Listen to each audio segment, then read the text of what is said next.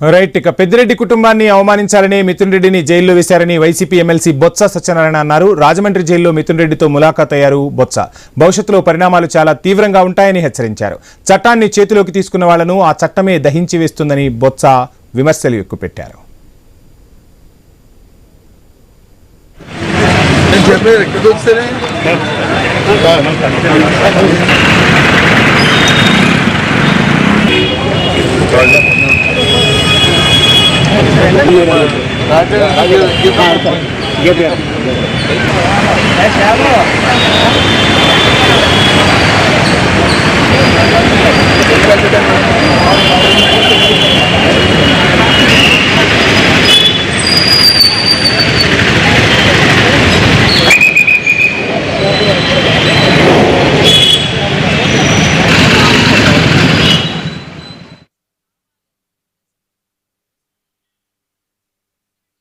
మొత్తం total episode అంతా ఇది జరుగుతున్న ప్రక్రియ కానీ అంతా ఆలోచన చేస్తే ఇది వ్యక్తిగతంగా ఆయన అవమానపరచాలని లేదు ఆ కుటుంబ సభ్యుల తల్లిదండ్రుల్ని బాధ పెట్టాలని చేస్తున్న ప్రక్రియలో భాగం తప్ప ఇదంతా కూడా మొత్తం జరుగుతున్న అదంతా కూడా ఎవ్రీథింగ్ అంతా కూడా ఫ్యాబ్రికేట్, వాస్తవం కానిది, వాస్తవాలు లేనిది. వాస్తవికత ఉన్నప్పుడు ఏ కార్యక్రమం చేసినా పర్వాలే, కానీ అవాస్తవాన్ని వాస్తవంగా మలిచి చేసి వాళ్ళు ఇబ్బంది పెట్టాలి, వాళ్ళని అవమానపరచాలి, వాళ్ళ కుటుంబాలను బాధ పెట్టాలి, వాళ్ళ అభిమానులను బాధ పెట్టాలి అని చేసే కార్యక్రమం మాత్రం మంచి సాంప్రదాయం కాదనేది నా తాలూకా అభిప్రాయంగా మీకు మనవి చేస్తున్నాను.